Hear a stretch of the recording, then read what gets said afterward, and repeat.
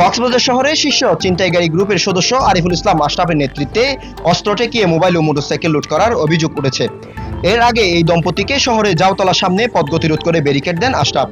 এরপর স্ত্রী ও শালীকে মারধর করে রাস্তায় ফেলে দিয়ে যুবককে নিয়ে যান পাহাড়ি এলাকায়। সেখানে অস্ত্র দিয়ে মাথায় আঘাত করা হয় তাকে।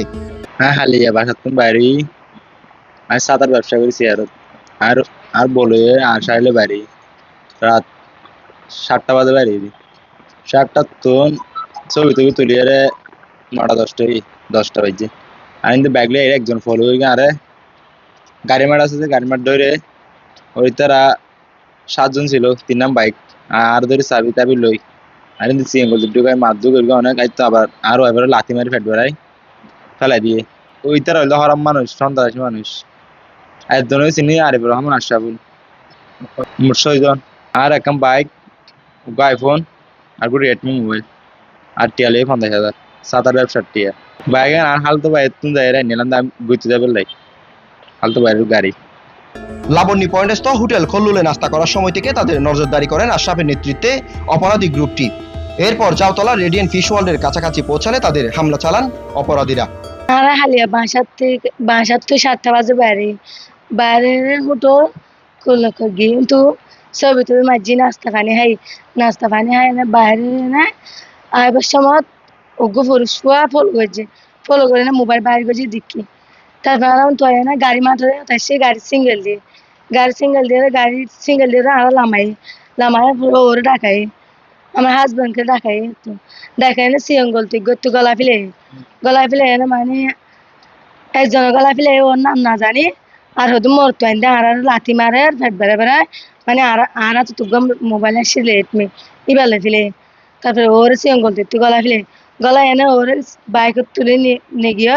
আর মানে লাখিয়ে নিয়ে গিয়ে। এদিকে ঘটনার খবর পেয়ে ছুটে আসেন বাইকের মূল মালিক মেহেদি হাসান বাবু। লুট হওয়া গাড়ি ও মোবাইল উদ্ধার চেয়ে অপরাধীদের বিরুদ্ধে আইনগত ব্যবস্থা নিতে সদর থানায় অভিযোগ দায়ের করেন বাবু। আর নাম হইতে বাবু আমি হালিয়া গাড়ি কিনি মানে সকালে আমুর ফাতি টিয়া দিয়ে গাড়ি কিনে এক ঘর দিই যাই তো আর হালতো বাই হদায় আর গরু লেখা গুজম অনেক বাবির লয় গাড়ি কি দিয়ে হাত দায়িত্ব লয় ঘরের সময় গাড়ি লতে দিয়ে গাড়ি দিয়ে তারা নাকি মাগরি পরে বুঝতে পারে গুড়িয়ে তারা কলর দিয়ে কিন্তু খাওয়া দাওয়া গুড়িয়ে আই যাবে সত কিছু পয়েন্ট দিয়ে তারা ফলো করে গাড়ি আবিষ্যৎ ফিসলের সামনে টিয়া করে ফেলে টিয়ারে তারা সাবিলা ফেলে লইরি তারা গলতি ডুকা ফেলে এন গলতি ডুকা যেহেতু একটা সিসি ক্যামেরা কিছু নাই এই গলতি ডুকা তার বিষয়ে মারধর করার পরে ইতার আনি ইতার বউর লাথি মারি গাড়িতে ফেলাই দিয়ে বলে অননা আর ভাবিয়ে হদে আশরাফ পদে হইবে লাথি মারি ফেলাই দিয়ে গাড়িতে ফেলা দিয়ে তারা গাড়ি লইরে গিয়ে গাড়ি লইরে যাইবার পরে তার বলে টেনে পাফার তুলে ফেলে তখন আর ভাবি প্রায় আধা ঘন্টা 1 ঘন্টা পরে আর এড়ে গিয়ে হাঁদি হাত দিয়ে গড়াই হনে করছে তাই ফিসলের সামনে আসি আয়রে মানছি তো ফুসল্লি মানছি তার নাম নহর পরে এক ফকারে অজ্ঞ মানছে নাম হওয়ার পরে তো আয় ফুসল দেওয়ার পরে আইনের রাষ্ট্র দেওয়ার পরে তারপর খবর পাই দি তারা কি টেনে পাফারত আছে তো আয় পুলিশ লই গিয়ে যাওয়ার পরে তারা যেতে হনবি তারা সারে